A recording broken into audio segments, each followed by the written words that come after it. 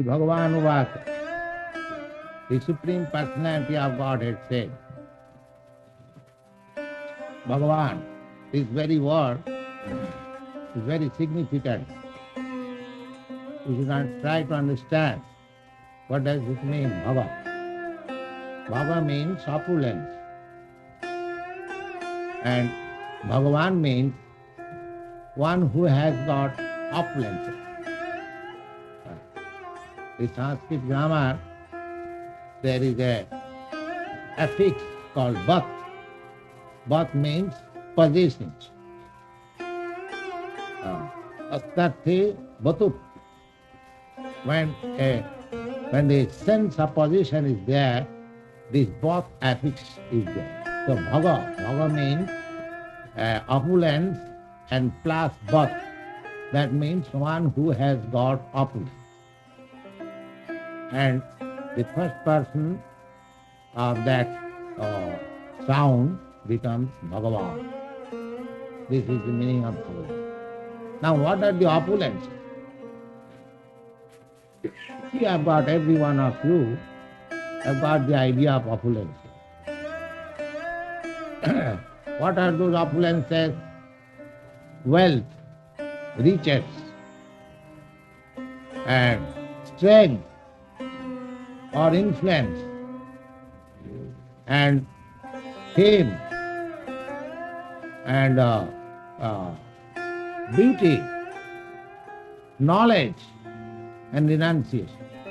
These 6 things are called opulence. If a man has got sufficient riches, he attracts. Rich man attracts poor man. This is a instrument of attracting. Sometimes we also approach very rich man, give us some contribution, although we are Krishna conscious. So richness has got attraction. We cannot deny it. Of course, for Krishna we can do anything. We have no restriction. For Krishna's service we can do anything. So, anyway, richness, if a man is very rich, wealthy, he attracts. These are the 6 opulences which attracts. Then, if a man is very strong, he also attracts others. A strong man, either by influence or by his bodily strength, he attracts. Because there is a strong man, many women is attracted. So the strength is also another feature of attraction. Wealth, strength, and then fame. If a man is very famous, just take any famous man of the world, if he comes in this room, thousands of people will come here. When Gandhi was alive, I read one news from the newspaper in India that in some Italian city there was great crowd. Innumerable people gathered on this station, and nobody could understand why these people are assembled here. Then when they are asked, they replied that we have heard that Gandhi is coming here. Mahatma Gandhi, perhaps you heard his name, he was a very famous man, politician. So, actually, the news published that there was one Mr. Gandhi. So, he was coming, and people misunderstood his Gandhi. So, my point is that a famous man also attracts. These things are attraction. Richness, wealth, and strength, and fame. Then beauty. Beauty also attracts. If a man is beautiful, or a woman is beautiful, or many men or women are after them. Beautiful. Any beautiful, not only man and woman, any beautiful flower, any beautiful picture, anything beautiful, that has attracts beauty. Therefore, and knowledge, if one is learned, if one is very possessing much knowledge, just like great scientists, philosophers, or religionists, or preachers, they also attract. And renunciation, that is also another attraction. If a man is in the renounced order of life, renunciation means one has got all these things, richness, fame, beauty, knowledge, but he renounces everything for some higher purpose. Just like in our country, for national movement, so many rich men, they renounce everything. One or some of them, perhaps you know, there was one Mr. C.R. Das. He was earning $50,000 a month as a lawyer. He everything renounced. He joined this movement. And perhaps you have heard the name of Nehru. Nehru was a very rich man's son. His father was very rich lawyer. His father's history is that in those days, there was not a single day when he was not earning $500 daily. So he was also very rich man's son, but he renounced everything, his father's property and everything, and joined this national movement. He went to prison by the government. So renunciation has also attraction. So the definition of God is there. Bhagavan. We should know who is God. The definition is Aisajyasya samagrasya bijasya jasasa striya jnana vairagyasya saraiti bhavangana. The Sanskrit definition of Bhagavan, the Supreme Personality of God, that one who has got the complete wealth, complete strength, complete fame, complete beauty, complete knowledge, and complete renunciation. Renunciation, giving up everything. In spite of having everything, if one can renounce at a moment's notice, I don't want, that is called renunciation. So when you find these 6 things incomplete, then he is God. This is the definition of God. And these things completely you will find in Krishna. In the history, if you take human history, the Krishna of course was present as a man, personality. But when he was present, all these 6 things were completely present in him. Therefore he was accepted. As in the morning class, we were discussing about the symptoms of incarnation. So in the Shastra, in the scriptures, these symptoms are given. Similarly, who is Bhagavan, who is the Supreme Personality of Godhead, that is also given. And Krishna, this word means all attract. Because he has got all these things incomplete, naturally he is attractive. Just like we have analyzed, the beauty attracts, wealth attracts, fame attracts, education, knowledge attracts. So he has got all these attractive features. Therefore, he is completely attractive. Krishna means the supreme attractor. This is the meaning of Krishna, and therefore he is Bhagavan. Because he is completely attractive, therefore he is Bhagavan. So, here it is said, the Bhagavan Uvacha. Bhagavan Uvacha, the Vasudev writer, he says, the Bhagavan now, Uvacha, says, what? He has already, we have finished 9th chapter, he has already said, Manvana bhava mad bhakta mad jaji mang namaskuru. just become always thinking of me. He just become my devotee. Huh? Just worship me. Manmana, manmana bhava madhvakta madhyaji mang namaskuru. Just offer your obedience. Mameva ishtasi. If you continue these four things, what are these four things? Manmana, always fix up your mind in Krishna. That means you become always in Krishna consciousness. And thinking of Krishna and as enemy or as friend, sometimes you think of enemy also. Oh, the enemy is becoming. My enemy is becoming very strong. So, not that sort of thing. Bhakti means everything has got definition. That is called sadhana. What is that? Bhakti. Devotion. Devotion means anusilanam, cultivation of Krishna knowledge favorably, not unfavorably.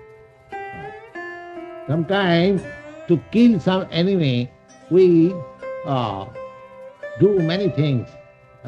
To kill our enemies in the laboratory, we think of manufacturing atomic nuclear bombs, and that is also thinking. But that sort of thinking is not bhakti.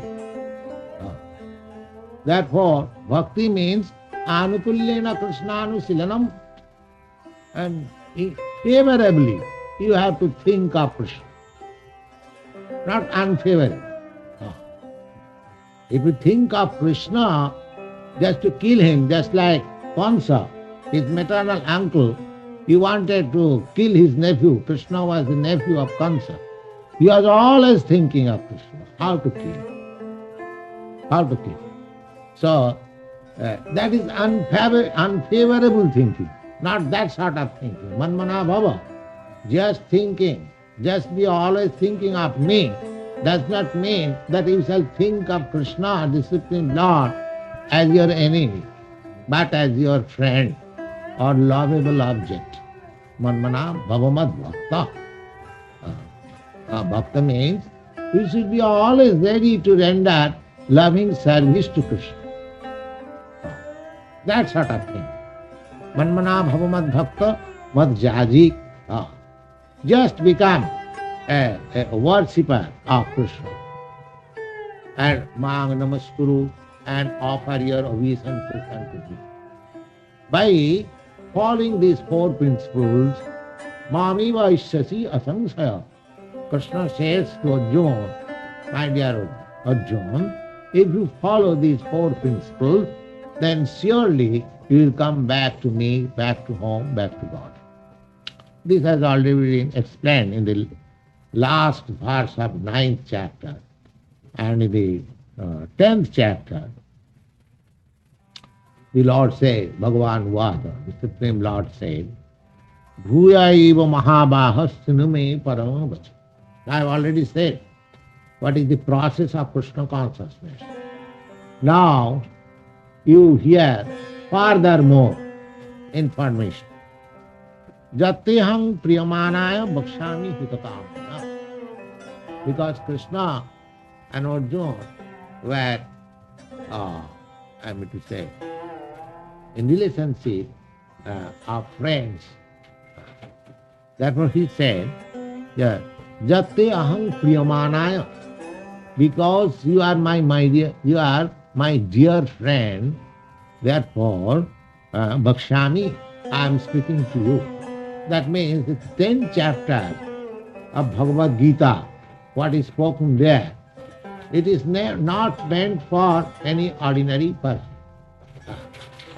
It is meant for those who are a little bit advanced in Krishna consciousness. One who has accepted Krishna as the Supreme Personality of Godhead and he is conscious about him, for them it will be really sufficient. For others it will not be really sufficient. Why?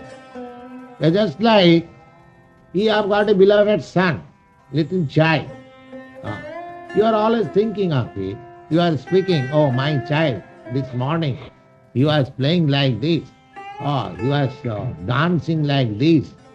So you are thinking, you are speaking, others may be disturbed. Why? Because it is not the child is not his. He has no love for him. He has no love for him. He doesn't like to hear. Therefore, it is said here, and this part of speech in the 10th chapter, it is meant for such persons who are a little advanced in Krishna consciousness.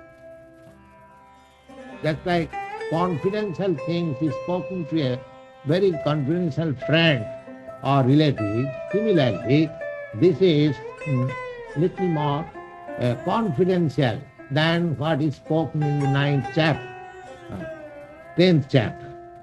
Jattehang priyamanaya bhakshami hidakam. Because you are my dear friend and for your benefit, and a friend is always valued of a friend. And what to speak of Krishna? If Krishna becomes one's friend and he becomes well-wisher, then what do you want more? You know, we have already described Krishna, the all and weakest, all strength, all knowledge, all beauty, and all fame, and all renunciation is there. So if he becomes your friend, if he becomes your well-wisher, then what do you want more? If you have got a friend who is very rich and very powerful, then do you think anything required more? A friend can sacrifice everything for a friend, and here is a friend where there is no limitation. There is no limitation of wealth, there is no limitation of favor. So here Lord Krishna says, I am speaking to you for your benefit. If you become Krishna conscious in either of the 5 relationships, a devotee becomes related with Krishna in 5 different transcendental melodies. One can be related as silent devotee. Silent devotee means he knows Krishna is very great. Krishna is very great. God is great. To accept this principle, that is also devotee. He does not do anything for God, but he admits God is great. That is called silent devotee. Now, if one advances a little more, he wants to do something for Krishna. Just like if you think somebody is very great, very noble, then if you think that I must do something for that. So this is called dasha. First shanta, neutral, then activity begins.